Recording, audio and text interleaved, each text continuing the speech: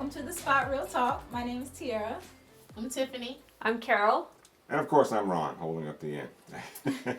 And today we are here to talk with you about Queen and Slim. Such a phenomenal movie. What do you guys think about it? There's a chock full of nuts in this movie. I mean, I think it has something for everyone. I think how you left the movie is probably pretty much how everyone felt, but certainly in your comments, we'd love to know what you think about the end. And let's see if we can just hash out some of those indifferences that we might have. Well, before we dig in, we're going to take a quick break. We'll be right back. Louisiana where the last one burnt you. Know that ain't cool. Wanna show you how I'm nothing like him. Swear that's the truth. So you can't trust that All right, we are back. Wow, so we have a friend of the show, Carol, with us. Tiffany, you want to introduce Carol? Yes, Carol is a good friend of ours and a good friend of the show. She's been on before when we talked about Insecure. She is an amazing writer. She's a movie connoisseur. She's done theater reviews. She's written for the LA Times. And she's a movie buff. So I really wanted her to join us today to talk about Queen and Slim because I wanted to get her perspective. So thank you for coming on. Sure. Thank you for having me. Yes, Glad to be here. thank you. So I know you'll have some good insight to give us too, from the writer's perspective. So as you notice, there are 3 women and 1 man. Outnumbered again. I'm always outnumbered. So understand the dynamics that you might get here because I am a little outnumbered, but we'll see what happens. Okay. Well, first of all, let's just give a little gist of Queen and Slim. So it is written by Lena Waithe. She recently won an Emmy for her Thanksgiving episode on Master of None. She's a writer and actress. And then there's also the director who goes by the name of Melina Matsoukas. I hope I'm saying her last name correctly. But she has been involved in a number of music videos for Beyonce, Solange, Pharrell. She's very good with the imagery. So seeing those 2 team up for this movie was like a match made in heaven, kind of. So I think that their star power alone elevated the expectation of the movie. Mm-hmm. And this was a very black film. Black written, black directed, black funded. You know, a lot of black people put their money behind this. And black complexion. And the cast, I mean, wow. So first of all, do you guys want to touch on, we're going to touch on that. Let's just get into the gist of it. So the story starts out with, the movie is pretty much about 2 black people, Queen and Slim. They are on a first date and they met on Tinder. And so they're at this diner meeting up for the first time. And the female lead, Queen, she is a attorney. And she's kind of like all buttoned up and very uptight kind of, and very suited nitpicky. and booted, and very nitpicky. Yes. I got a lot to say about that. Picking this stuff. You should have left her on Tinder. Listen, a lot of brothers had a lot to say about Queen. Yeah, and then there's Slim, who is kind of like very spiritual, docile. He's a retail worker at, I believe, Costco, and he was just looking for, somebody to go out and have a good time with, and here's Queen, like, ripping him apart. So what did you guys think of that? First, well, ladies that are of that type, because I know all of you aren't, but dang, and that's not the word I really want to use, okay? You didn't have to treat the brother the way you did. I mean, it was downhill from the start. And the momentum just kept picking up.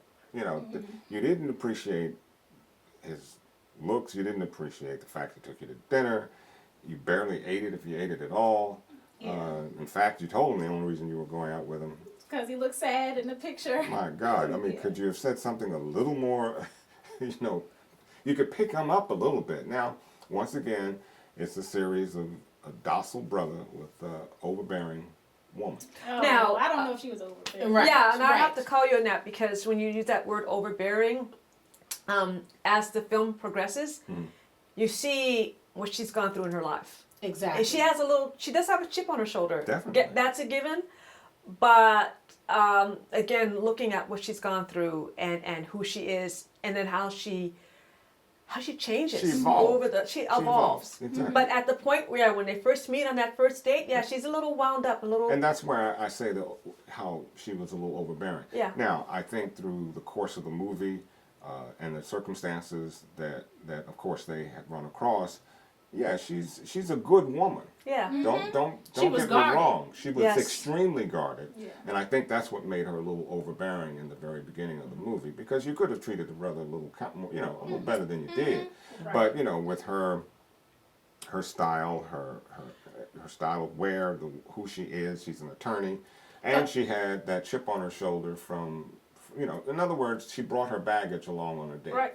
Also, can I interject just a little bit just to say that she also said that her client had just been found that he's going to be executed. Right.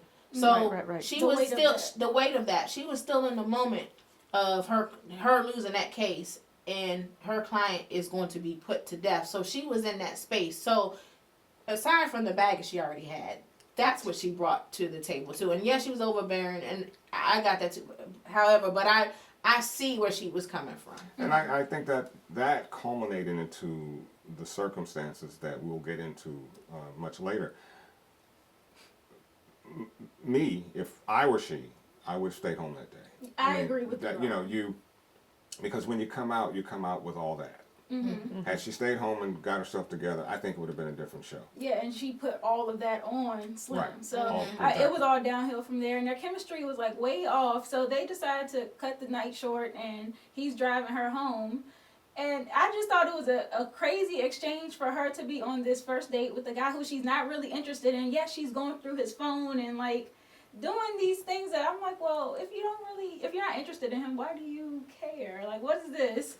So never mind that, but Slim starts swerving a little bit as he's on the road trying to snatch his phone back from her, and they end up getting stopped by the police officer because of that.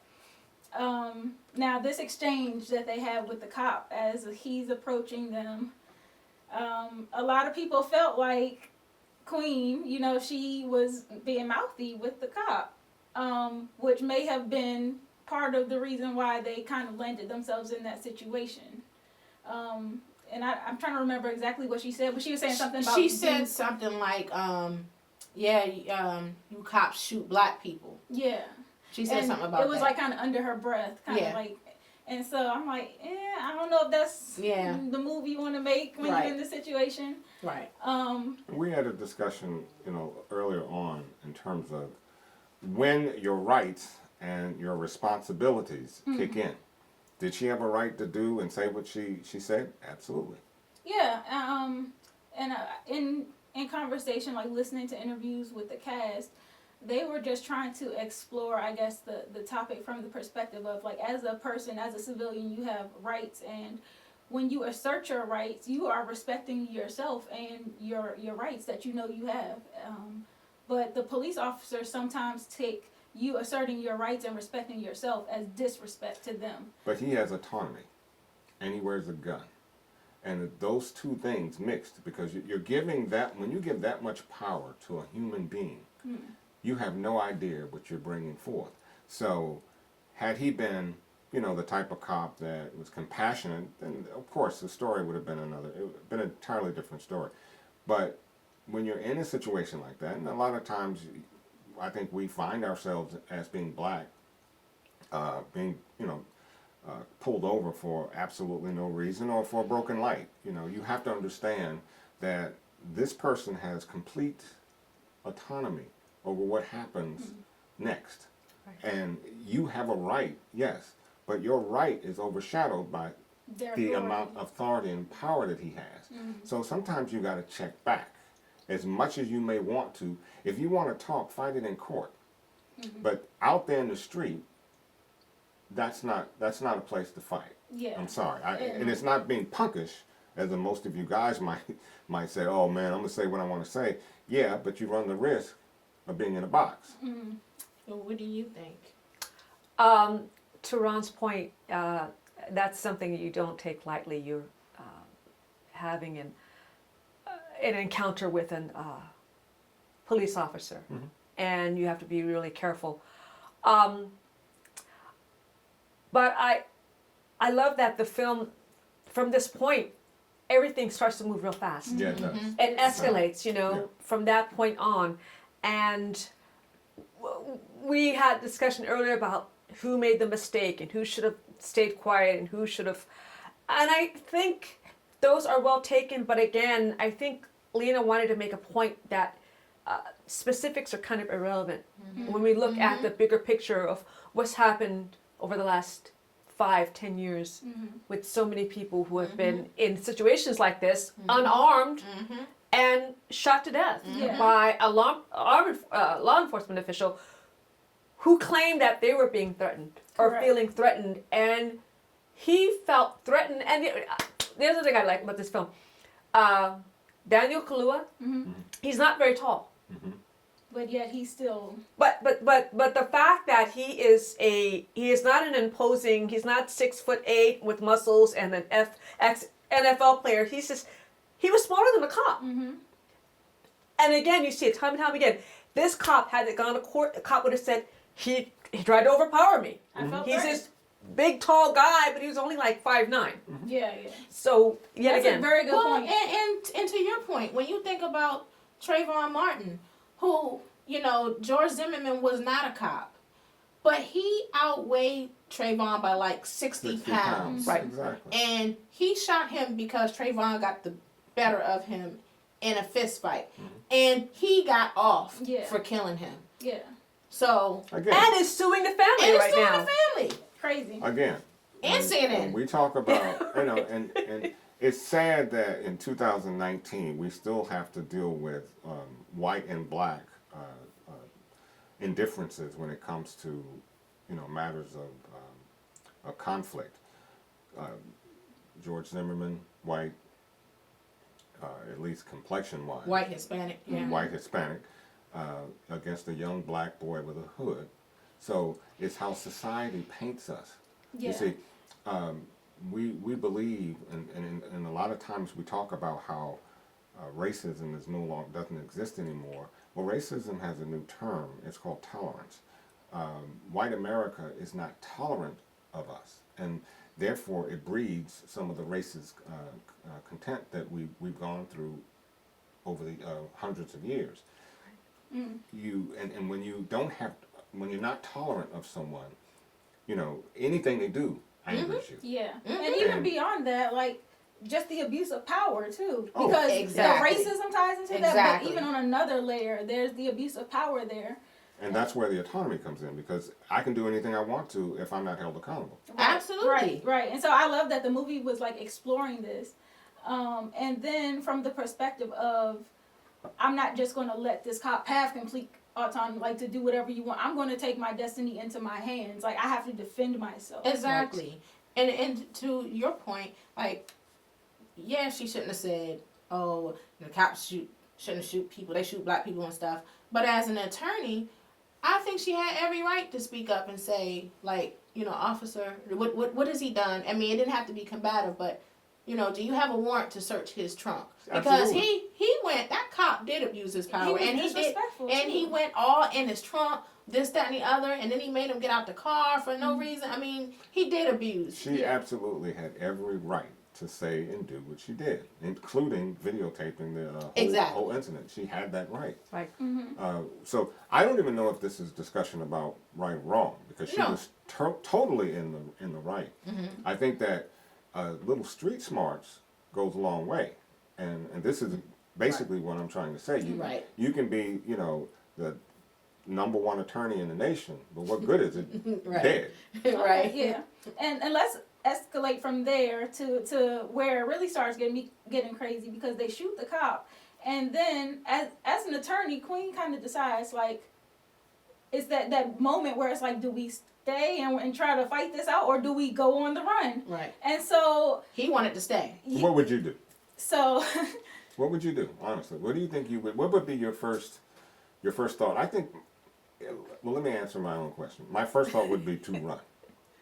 However, I think running would get the better of me, because you're gonna get caught. and running makes you look like you're guilty, Well, like you did have bad intentions. There was enough on that video that he captured, I believe, on the car car video. Mm-hmm. I believe that there was enough there to show that it was self-defense. Now, it doesn't mean he's not going to jail. He probably would have gone to jail.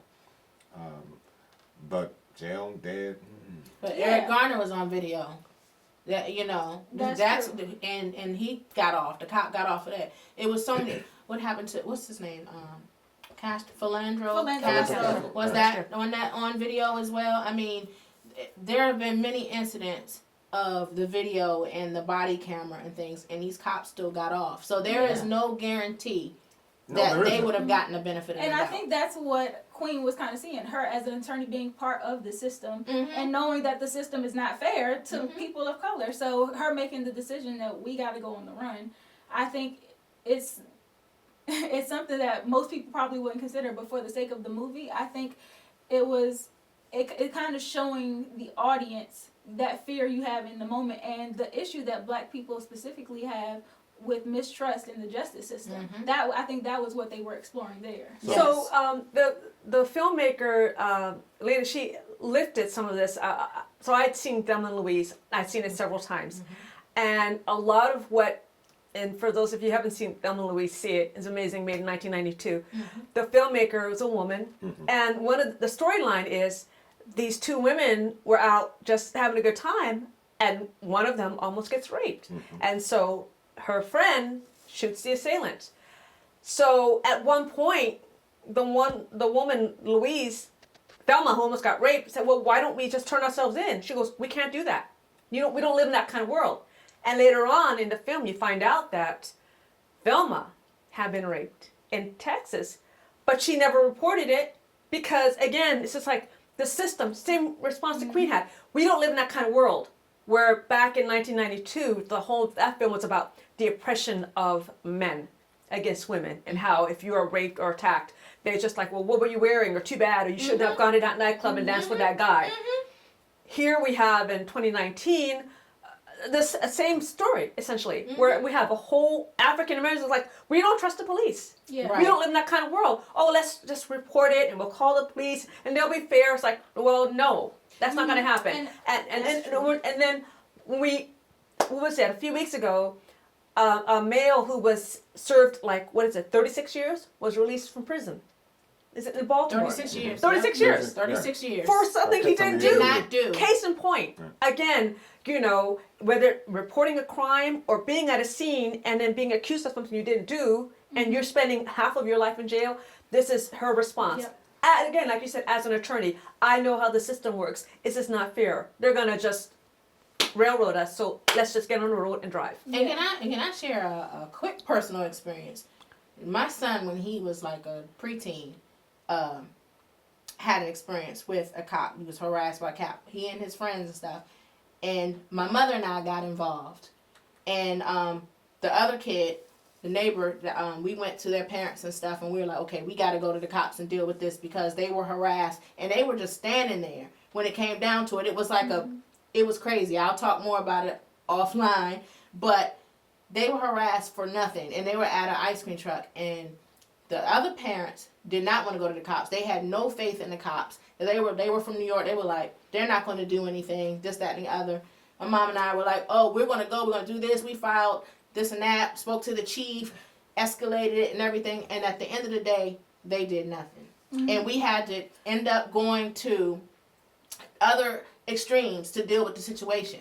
But the other parents were right. Yeah. And I saw it firsthand. I think that when I went to the movie theater and I looked at who was in the theater, I was happy to see that it was a very diverse crowd because I'm like, we are not the only people that need to see this. And a lot of people, white people and others, they question, well, why not just call the cops? I mean, you had proof. Why do this and that? But they don't understand our perspective. That's so not them fair. Seeing this and seeing our experience, and even like as a child, like Lena Waithe mentioned this in an interview, saying growing up as a child, you see video and you hear stories of your parents or your grandparents telling you how they were hosed down by cops and how they were beat with batons and stuff like that. And so then they bring the white cop in for career day and say, this is your friend. But our experience is not that. They are not our friend. No. The movie did very well in using our lens to see reality. Mm-hmm. And I think even when I went to the movie, there were, as you said, very decent cross section of whites, Hispanics, blacks, and I was happy to see that. You know, it wasn't just all blacks in the movie. So the lens was open here to see the perspective of what we go through on a daily basis.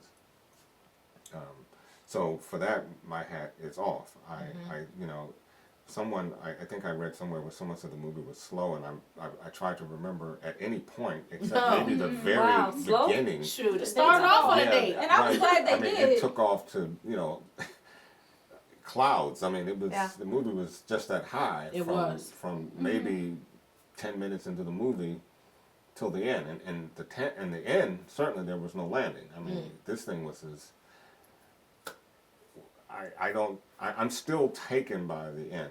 There were just certain parts in the movie that I'm still not quite over, and the end is one of them. Yeah. Right. Yeah, I had mixed feelings going in because I think as black people, we live this experience daily. So going to see movies are very much an escape from the reality. And so going to see a movie about something that people live through is traumatic. And so like I had reservations about going to see the movie because that's not my idea of an escape. I don't want to relive something that traumatic. Well, great artists have a tendency to blur the lines between fiction and reality. And I think in this movie, I have to say that's exactly what happened. Because it was very difficult to sit and watch the movie and not be a part of it. Because of all the realism that was portrayed in the movie. And the artistry, And you the know, artistry, yes. so many, the cinematography, you talked about that earlier, just Fantastic. beautiful. Beautiful.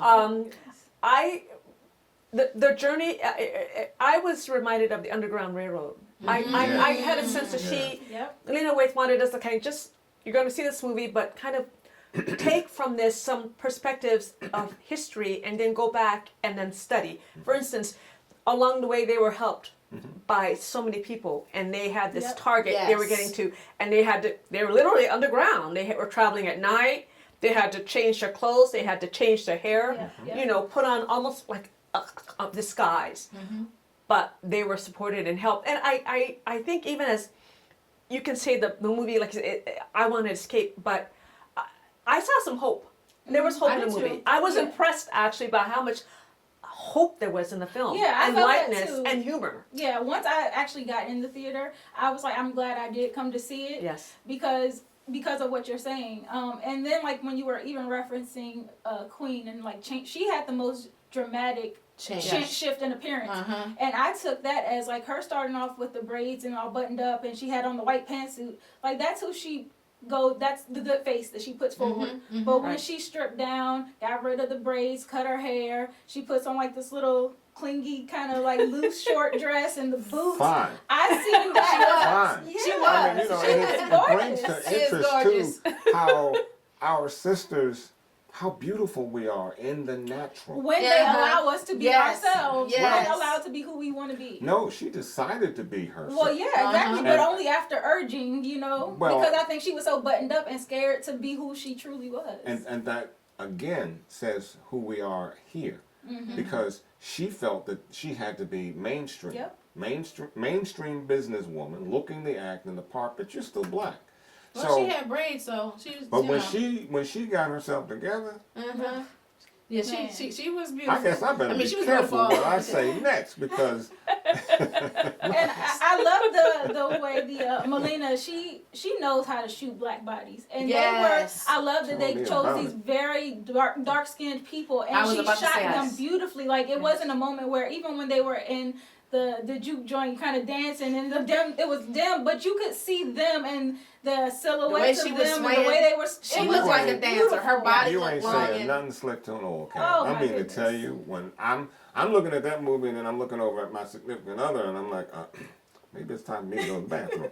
No. Man, Anyway. I'm going to have to escape this for a minute. Anyway, I know, to moving Tiara's point. To Tiara's point, you know, I was. By the way, was I'm just pleased. joking here, so, Yeah, he's so don't joking. write me. I was Throwing in a little pleased to humor see. here. I was pleased to see that the two leads were to dark skinned people, Mhm. and so especially in this age of like colorism. There's a lot of emphasis still in 2019 Yeah. on that. So they were beautiful people, and just telling our story, and the fact that this was a love story too. Mhm. You know, because a lot of times we have the shoot 'em up, bang bang movies and stuff like that, but our love being depicted on the screen Yeah. as well. I love to see that. And I think Lena was saying in an interview too that her whole goal of this movie was kind of to humanize Black people, because so often we are not seen in that light, and so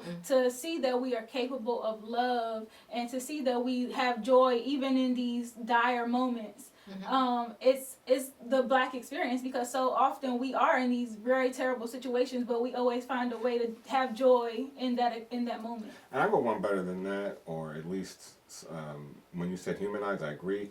I think what it does is humanize us in those situations, Right. because people don't see us that way. You know, when the media puts out that we shot someone, or particularly like a cop or something to that effect, you know, we're immediately looked upon as A threat. well, an animal.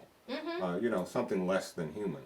And what she was able to do is it showed just how human and how real we are in those times, in those situations. Yeah. You know, we're human beings. But to your point, they also became heroes. It was like this Robin Hood kind of thing. They, you know, everywhere they went, people, the Black folk, had just, oh, I know who you are, and the brother was like, okay, power to the people, you know, with the fist thing. Runs them over and Yeah, he gets yeah, something. they take him to the hospital. Right. But it was almost like this is somebody who didn't get shot at the scene, who was able to escape and keep it. And so people were like applauding them, like, "Wow, this is great! Keep it going. What can we do to help you? You want a free drink? Right, you know?" at the juke joint. Everybody knew who they were. Yeah. But they let them party, Yeah. had their space, Right. free drinks. Everybody was like, we know who you are. They gave you the nod. Even when they were planning to get away from the house that the white couple owned, and they were trying to start the car, and the cop kind of opened the garage, Yeah, and was looked that at was him, and I was like, what is he amazing. gonna That do? was amazing. What is My he heart gonna was do? in my stomach. It's mine Right. too. Yeah. But the fact that he's just like, Because I'm thinking, do they have to kill another cop? You know, run him over? Right. That was my Right. initial thought. yeah, You know, it was a tense moment. It was. It was. That moment kind of. Because the deer in the headlights that they Yeah. both had was Yes. like, I was like, oh But my you know, goodness. I The think- fact that the cop let them go, I'm like, Yeah. so this is saying But to they me, did show the video, I believe, didn't they? They did showed show. the video, and I think that's why so many people saw them as heroes, yeah, and that they were in just one of those bad situations Right. that they didn't choose, because they showed the video, and I think that the cop, the young man, the Black guy, first of all, he had a partner that got on Yes. his nerves. Yes. And was, you know, right there borderline between, you know, racial slurs.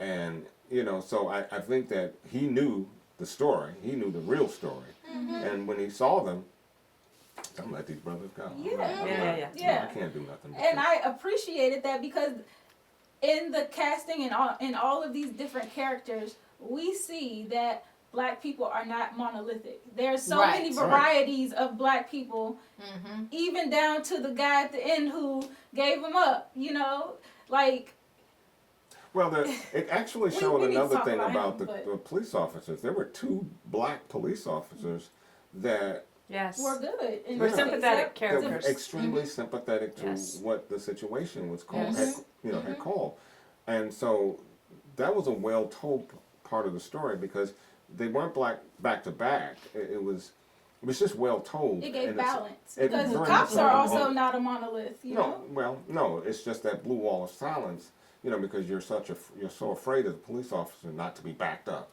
you know, and that's sad, because this young cop that let them go, he put a lot on the line, Yeah, He did. did. a lot on the line, you know, not just losing his job, he could have gone to jail for that, you know.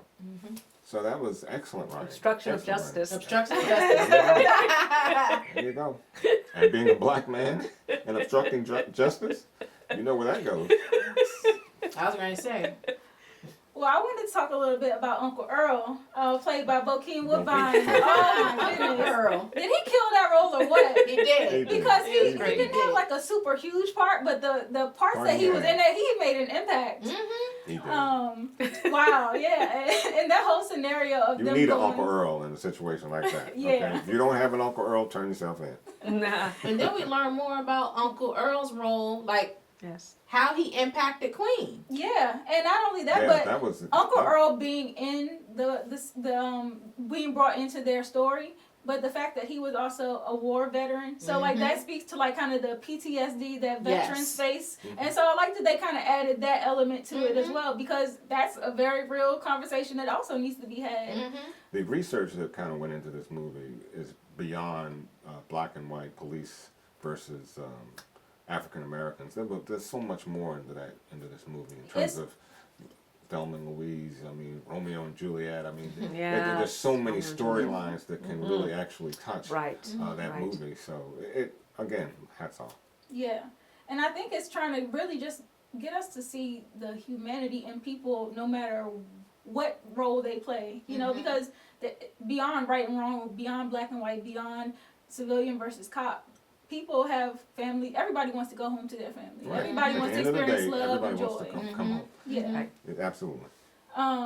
And so going into the situation about her mom, you know, there was a very touching moment where she kind of talks about wanting to be able to be her true, you know, show all of her ugliness, but have him nurse her wounds back, and them, like, it was just a very tender scene where she has that moment where she speaks that monologue, and so I was like, wow, that's very touching too, because it just shows the depth of the black love experience, because you're not always meant to be, you know, burdened with love. Love is not supposed to always be a burden. It's about give and take, and you know, you helping each other. And so I like seeing that in the black love narrative, because so often it's, you know, one or the other getting what they want, but never both of them meeting at the happy medium. And so I liked that part of it, where it was like a real love experience for black people, where you're not in a war with one another. Right. No, go ahead. Okay, she, at the beginning, you know, she's got her armor on, and to what you were talking about just now, as the film progressed, and I love, it's so poetic. I want somebody who will kiss my scars.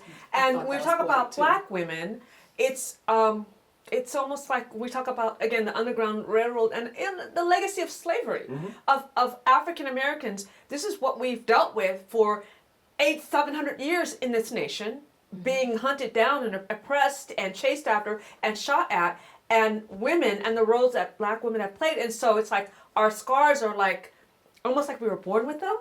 So she allowed him, that she was even able to open up to say that. And that's I Yes. want somebody who could kiss my That's the scars, point. our She- scars. she And she opened up let because he down. wanted to- So she's, I'm not the strong superwoman attorney, I'm going to kick your ass and I'm wearing white. It's like, wow, I have scars. No, Yeah. or she's That was both. amazing. Yeah. No, actually, she's both. Yes, No, no, true. she's actually both. And what she did and how she did it was just really ingenious, because here's a man that wanted to do that Right. from day one. Right.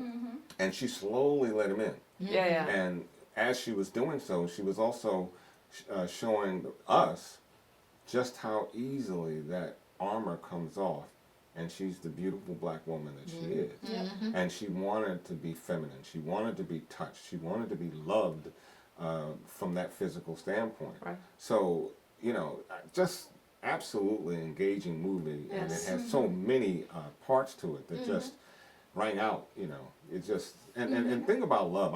I've often said that, you know, we so cheaply throw the term around when we meet Yes. each other.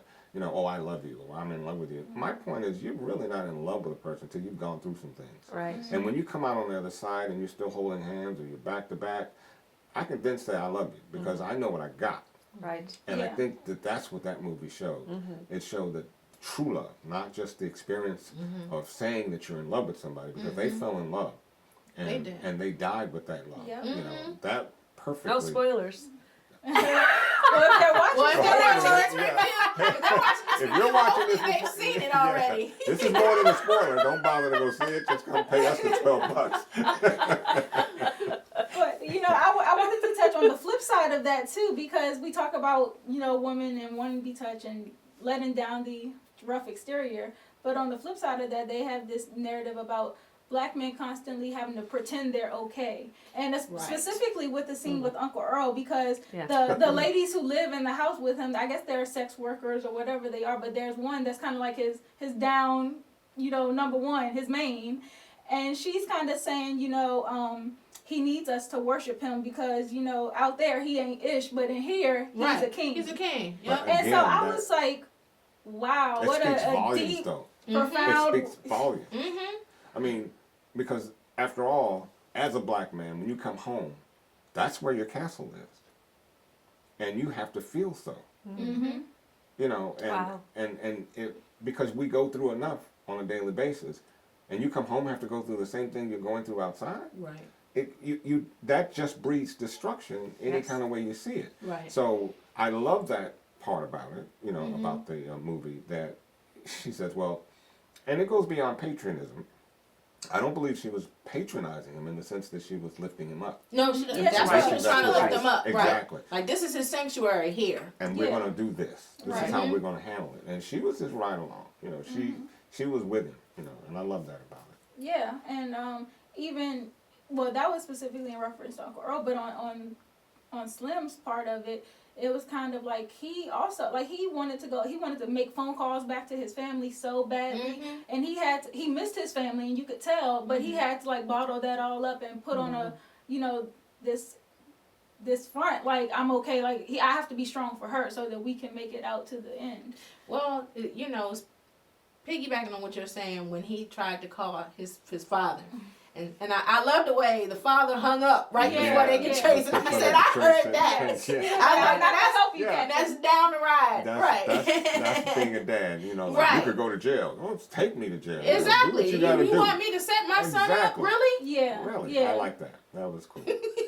Now, I mentioned briefly about black people not being a monolith and how we have various types of black people. So we've seen the auto body guy when their car broke down and they go in to get their car fixed, and he's kind of like not so willing to help them without receiving full payment, even though he knows who they are. And he's like, his perspective is that you're making it worse for people like me because now they're going to see targets on all of our backs.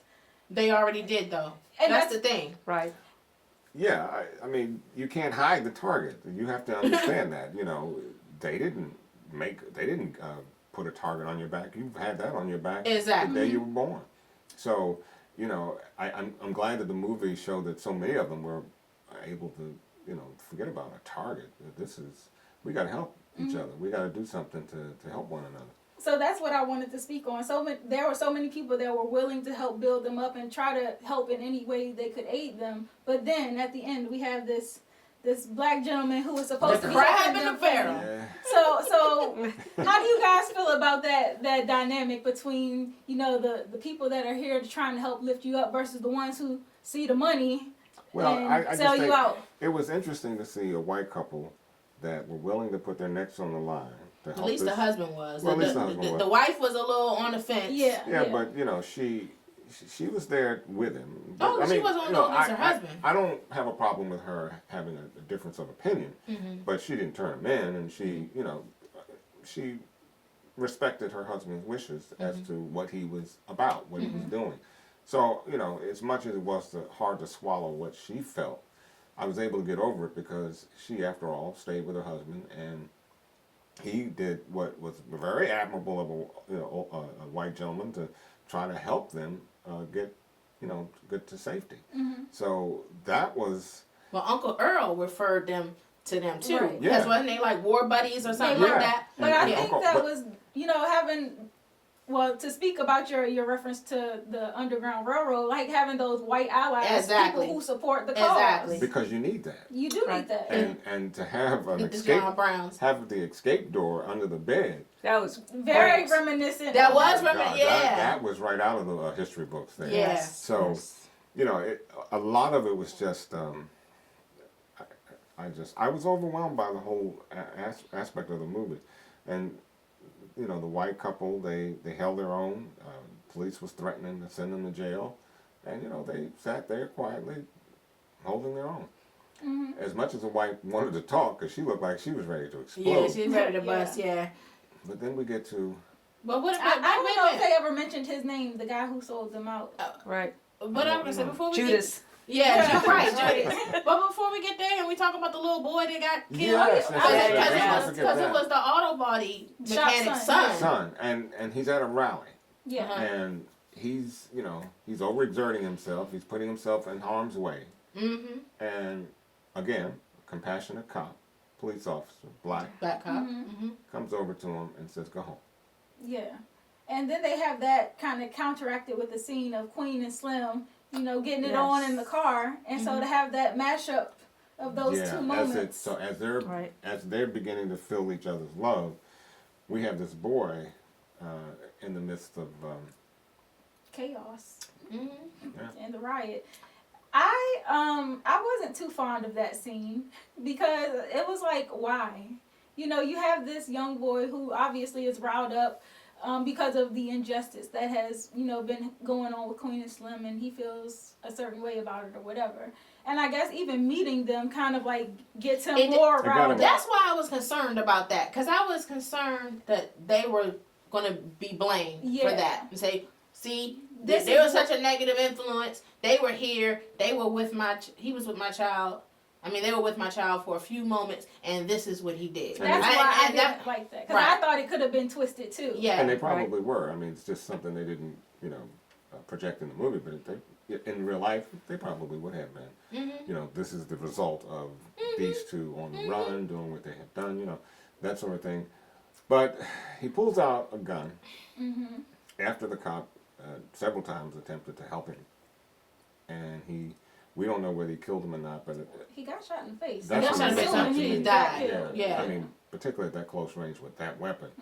And he got killed. Yeah, they said that he ended up. Because, it was a riot going on. There was plenty of backups to take him out. You shoot a cop, it's going to be a some SWAT team, But with a gun in your hand? And you're But black?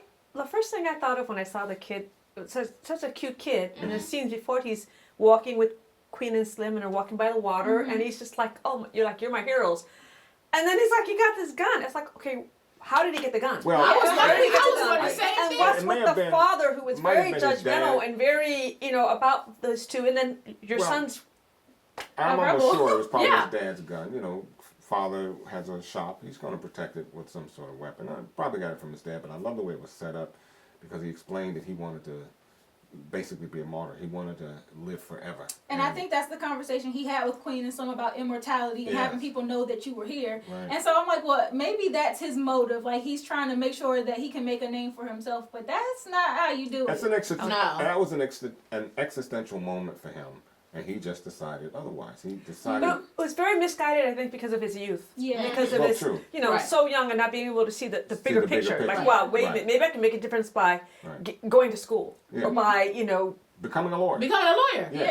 Yeah. When he went to the rally, because you remember he took the picture of Queen and Slim. on the car. So I At the thought when he car. went to the rally, I thought he was going to whip Yeah, this yeah, I picture did too. out I did too. and waving like, yeah, we're standing with them or something like that. And so it just It took a real crazy twist. Yeah. I thought that the only thing that I could gather from that scene was maybe it was put in the movie to show that this isn't a black and white issue. It's it's not about a black cop and a white cop, because that was two black people in that exchange. Mhm. I think it was more saying, black and white aside, this is about civilian versus But cop, you- authority versus And you said it earlier. regular though. people. But you said it earlier. The movie was well balanced. So you had a balance in just about every segment of the movie. It didn't just show one side of a situation. So, and that's what was so amazing. And then the mashup between the love scene and that riot, I thought that was kind of saying, in the midst of chaos,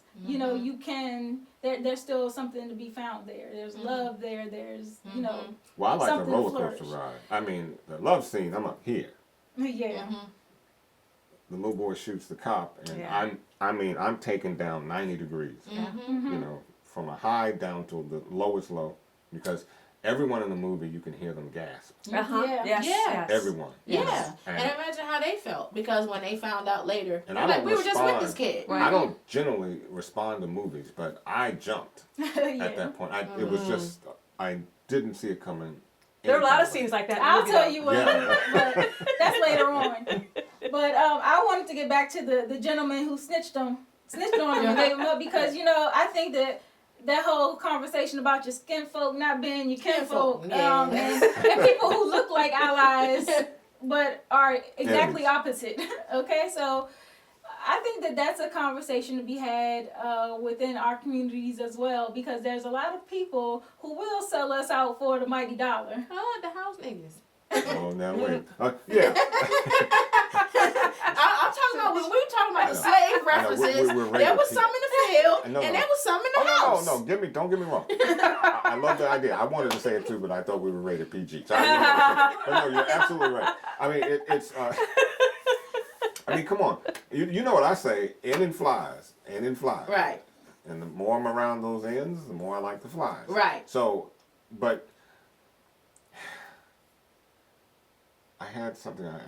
You kind of took me when you said that. You said worse, so. I didn't say no. I did, but but here again, in our neighborhood we say snitches get stitches. Yep. But a lot of times it's why we are still sometimes where we are because some people need to be snitched on. I mean, when you're going around killing your own indiscriminately, you don't care whether you're selling drugs to a 6-year-old or 60-year-old.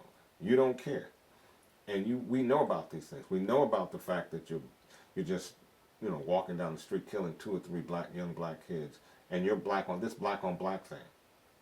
How do you feel about that?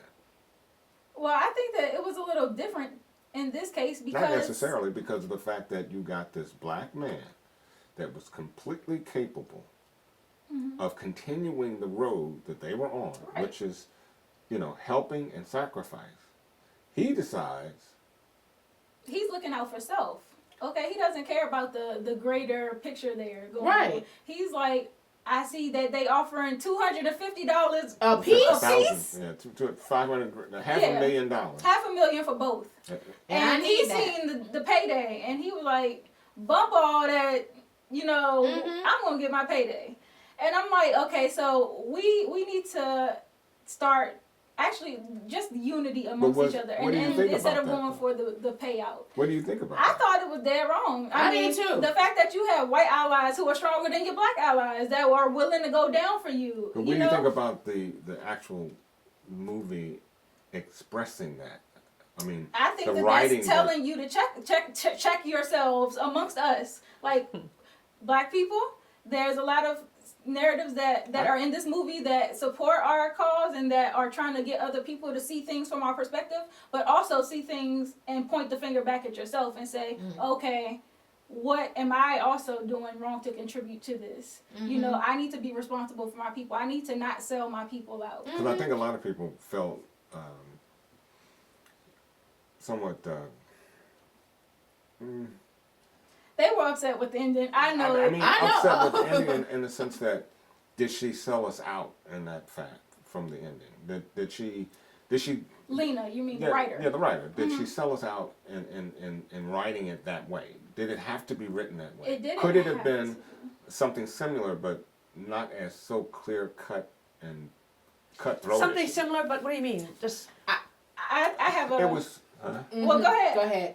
Well, the fact that he clearly, I was trying to give some leeway to him. Remember, we were talking earlier upstairs, and I was asking the fact, well, did he actually, was it just he alone, or what the white couple, is that some kind of organized thing that they were doing, that they would somehow, you don't see them, they pass it on. But remember, he gave them the white The coordinates. coordinates and said, stay on these, follow this, don't lose the paper, because if you do, you'll get lost. So they're in some desolate area, and along comes this black guy, and he had to have been the one that was supposed to meet them, because with who a else? rifle, whatever With a- big with a ass big old shotgun, yeah. in his hand. So he had to have known that they would be there. So he had to have been contacted by the white couple, and of course So Tiffany. what you're saying is you think that the white couple and the black guy who was supposed to aid them, they I were in on it. let me say this. at the end, I was hoping that that was the case. Oh, okay. In other words, that he didn't just decide on his own to sell To out do his that. people. That it was, it's part of an organization.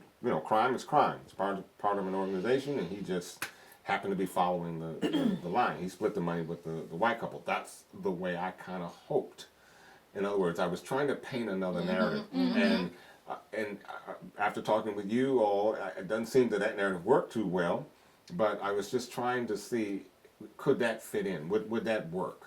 And how I would feel if it were that, as opposed to this brother just deciding, hey, I got $500,000 coming to me.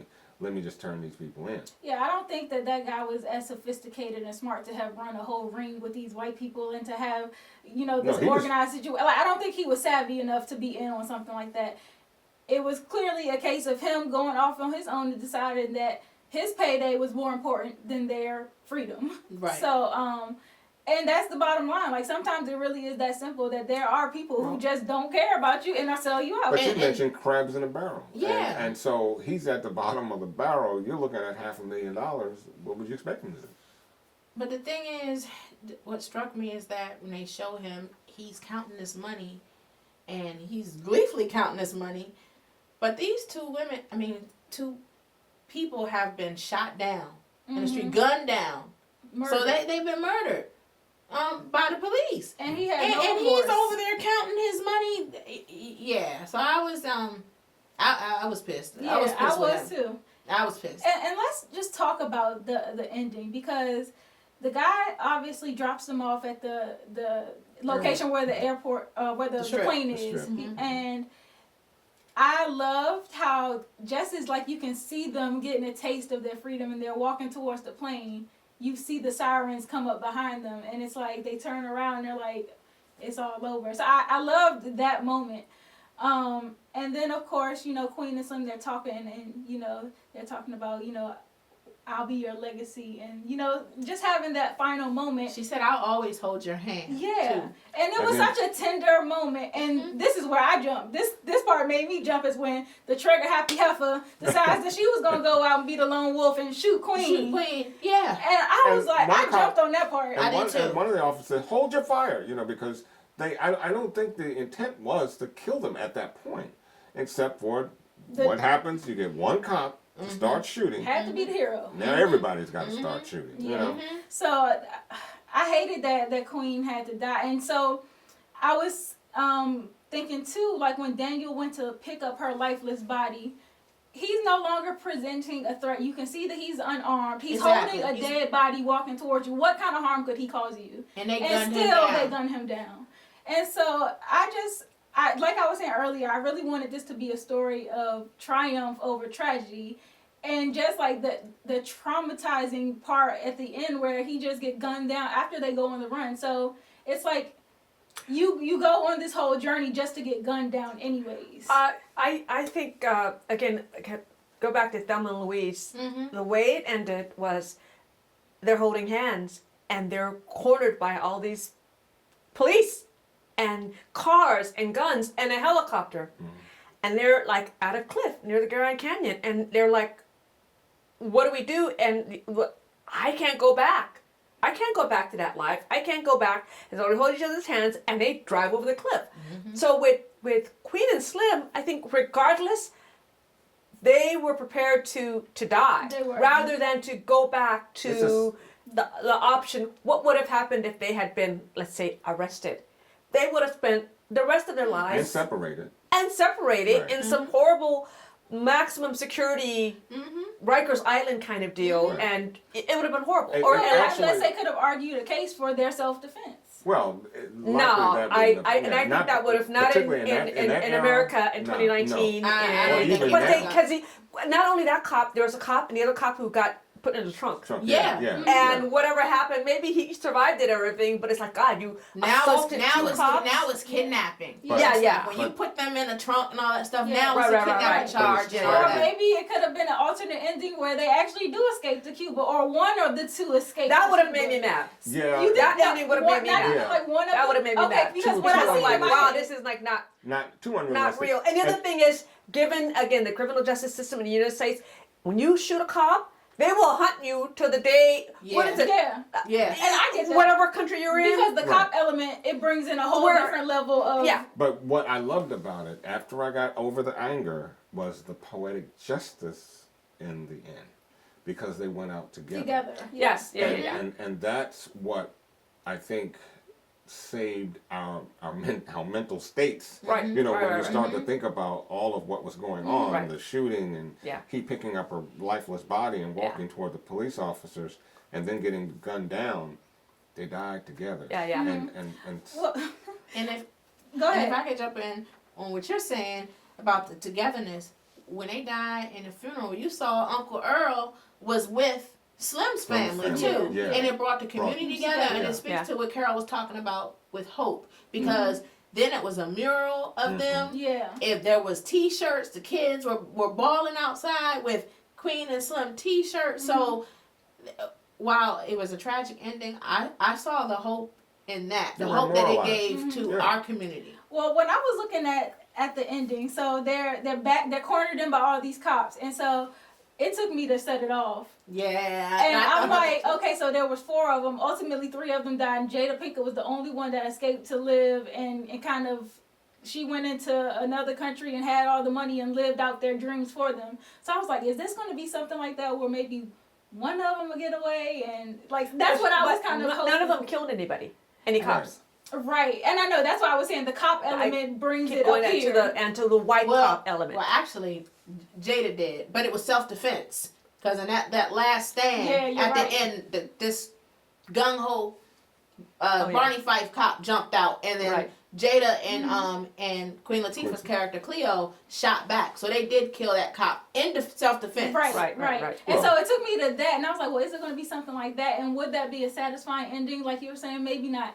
But then I also thought, too, from the perspective of, like, a Boys in the Hood, where you have Ricky, who has his whole future ahead of him, and just as he's about to get out and, make it out the hood for everybody who is, kind of behind him and supporting him on his journey, he gets gunned down. And then And so- the last episode of Power, we have some similar situation. Oh, get out of here. Come Well, on. I was just thinking, too, from the Get outta perspective, here. though, But it's of- the same, it's really almost the same perspective. When you just see the light, well, come on. I mean, you just finally Except get Ghost was everything doing you all the want. dirt, Right. Ghost- he was a bad boy. Maybe Right. I shouldn't And have brought trying that to- up. yeah. Because, I know how you and I have this. Yeah, but anyway, back to Queen Yeah, of well, Spades. I was thinking also Menace to Society, just as he's about to leave the hood, Yes. gets gunned down. And so I'm like, we have so many examples of people almost making it and then just getting taken out. And I was like, I wanted this to be another, like, twist on that. Like, give us more hope than just dying at the end.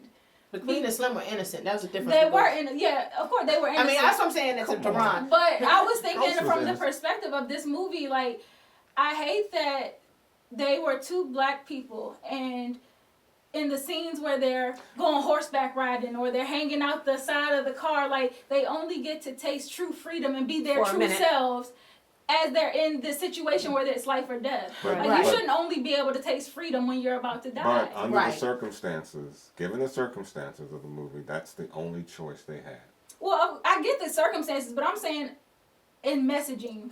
I don't know. Towards I people, honestly, that like are you watching. said, Carol. I don't know if that movie had a different ending, them surviving. I'm not certain if I would have enjoyed that as much, because it was just with all the realism in the movie. Theoretically, they were dead before they Yes. actually, Yeah.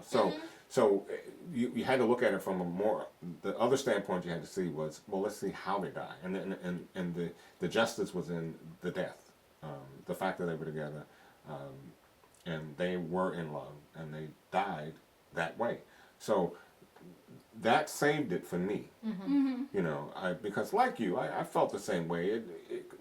Your first thought is, couldn't they have made it? But But because you would get they have invested made in the characters, you really start to But it have takes- a bond with the characters on screen, and it's like, I don't want to see But the that reality happen of for them. that, it would have taken more money than they could have ever Yes. had. Right. And then not only the money, the organized Well, if they had effort gotten to from Cuba, they would, million of people. you know, I if don't they had think- gotten Right. to Cuba, That's where they were going. yeah, you would have had possibly some hope. But But I'm just thinking still from the messaging perspective, because you want to send a hopeful message. I'm hoping to somebody, there's these situations have occurred so often, and they continue to happen. And so, in my mind, if I'm getting stopped by a police officer, I might have a flashback of Queen and Slim. I mean, Yes, like, and you would. every time I get stopped, I'm like, is this going to turn into a situation where I have to defend myself against a cop? That's a perfect And point. then it's like, but what's the messaging? Like, I'm going to think to myself, well, what's the outcome? I'm going to be dead whether I defend myself or not. No, you probably won't run.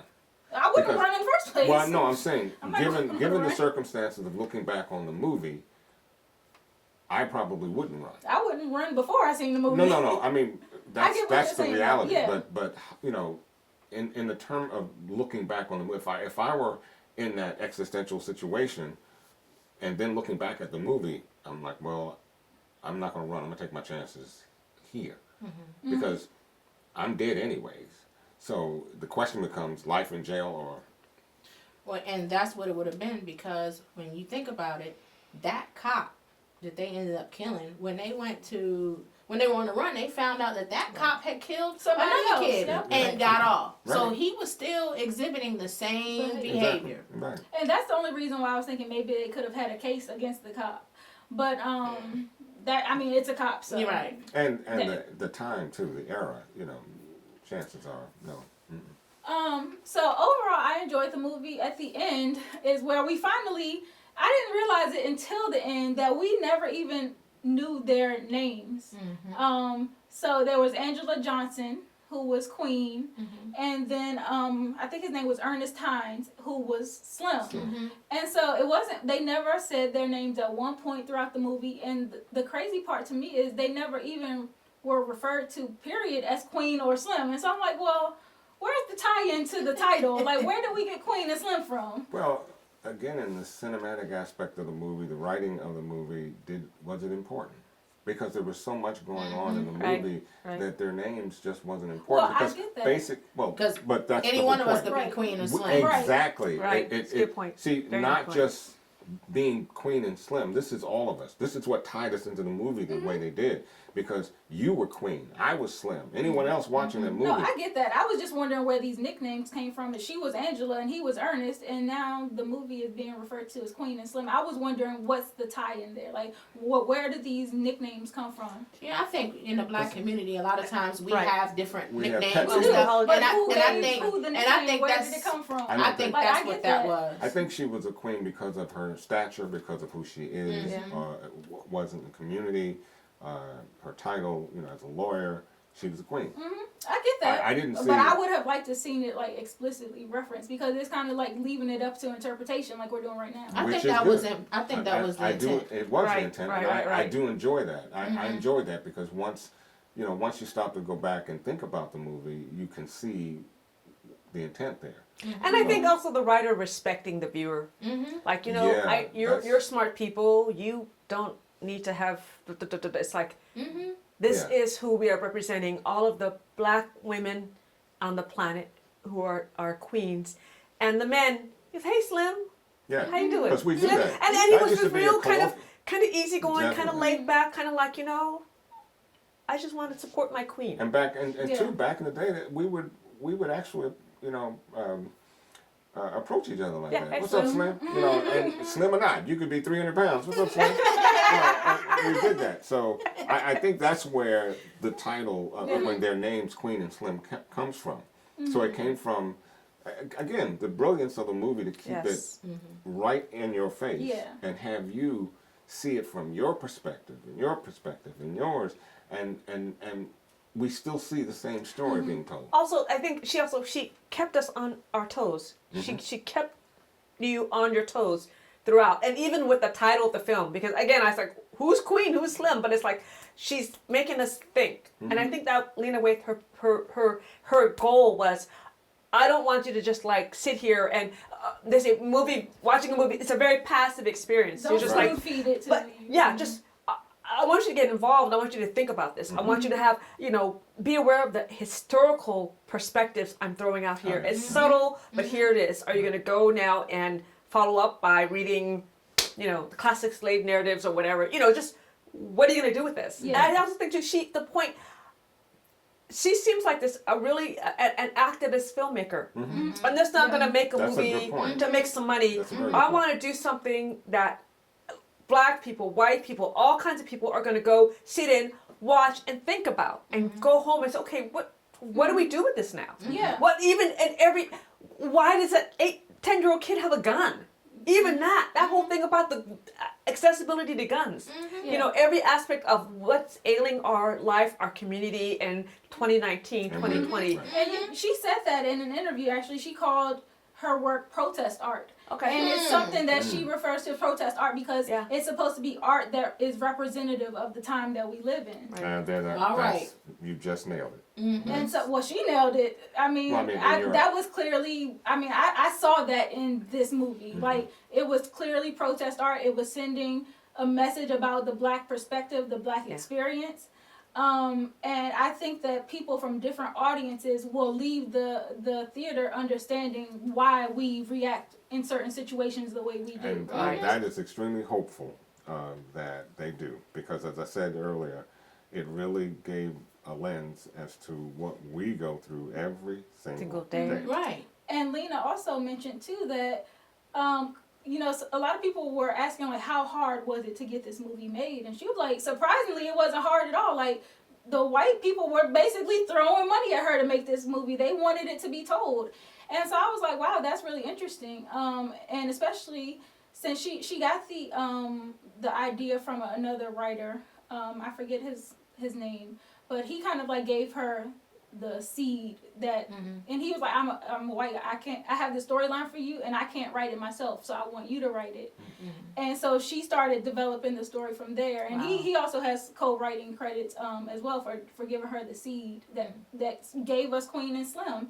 But she was very specific about this and saying that she didn't want anybody. She wanted Final Cut first of all to say what was going to actually show up on the screen, and she didn't want white input, you know, from white executives, because she was saying that a lot of times they'll try to water down our stories Or male input. try to Right. that too. But she specifically said she didn't want white, you know, people trying to influence her decisions and trying to water down the story, because she wanted it to be very raw and unfiltered and get the black experience in the truest form from the way that we see it. And so I thought that was it was really cool too. And then she talked about how the screening process, you know, usually they'll pre-screen the movie and show it to certain audiences, and she did one screening with an all-black audience. And she was saying that just because I'm screening this to an all-black audience doesn't mean that I'm necessarily going to take your input either. Like, I'll listen to you, but that doesn't mean I'm going to change anything. Because sometimes we are our own worst critics too. We know that. Yeah, so I was just like, I liked that she had complete control. I liked that it was black funded. I liked that it was black written and directed. I loved the whole entire cast, how blackety black it was. It was black. Well, I appreciate that, because we need more black storytellers. Yes. And people behind the camera, behind the lens, writing the scripts to get our stories out. Because a lot of times, like you said, things do get watered down. I heard about, you know, Harriet, for instance, you know, I heard there was some chatter behind the scenes that they were considering Julia Roberts to play Harriet Tubman. Right. And we know who brought that up. Yeah, so that's why it's important to have us at the table, behind the lens, And writing also, the scripts. and not being afraid to tell the story in a way that we see and know of it. You know, Authentic. The authenticism of the story is most important. Right. Because what good is a black movie if we can't see ourselves in it? And so, you know, kudos to that. Them young ladies, it was visually beautiful. Visually, I just, the visuals itself made me want some Queen and Slim merch. I need to find some merch ASAP.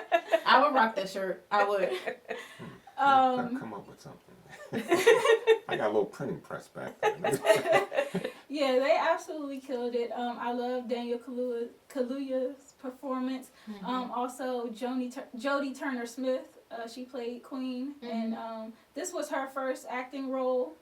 Well done. Yeah.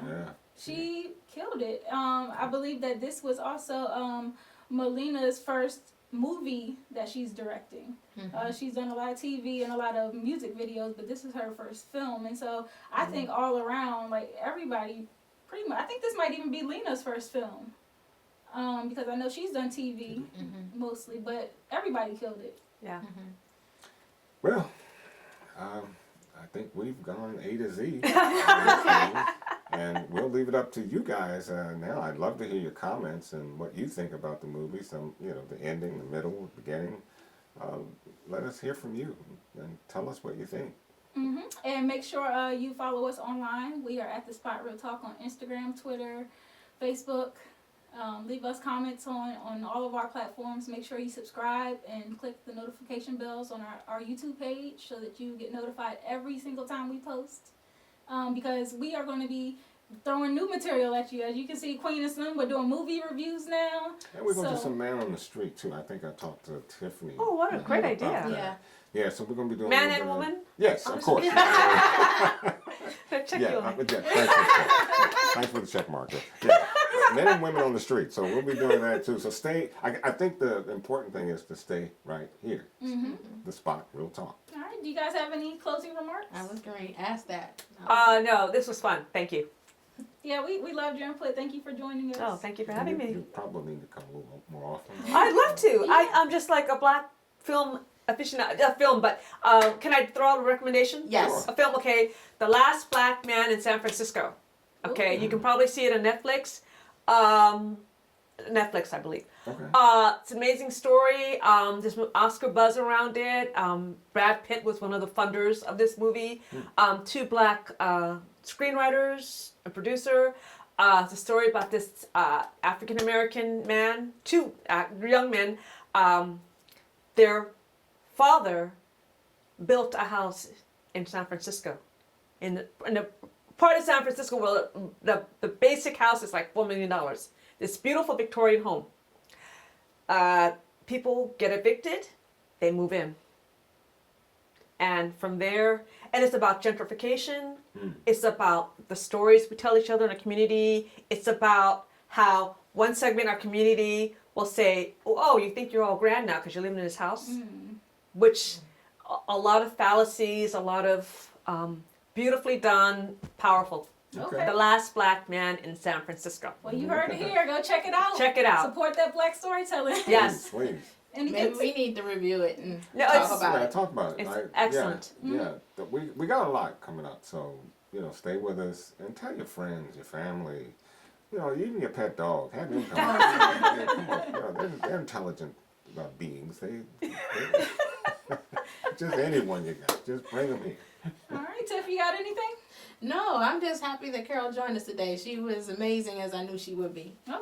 Thank you. Well, thank you guys for watching. I hope you enjoyed our review of Queen and Slim. Make sure you're back here next week for another recap. We'll keep you on the limb. We'll leave that as a cliffhanger so you guys can, Just kind of salivate for the next weekend. let it We marinate. want you here. All right, thank you guys so much. Have a good night. Bye. Bye. Bye. I see a day to see a job is what it made me. Shit be thinking bravery. See it's mine to slavery. 9 to 5, grind and strive. Fucking nigga pay me less. It pay my bills at minimal, but see it pay me stress. Doing this, doing that, and turn around and scold you true. How I did it wrong when I just did it like you told me to. Fuck you, eat a dick. That's what I be really thinking. Yes, sir. No, sir. That's what I be really speaking. Cause even though this job pissed me off, obviously, what make a nigga piss more is living poverty. Obviously, I gotta work, suck it up and give a smirk, smile, and even though it hurt, and see my boss a fucking jerk.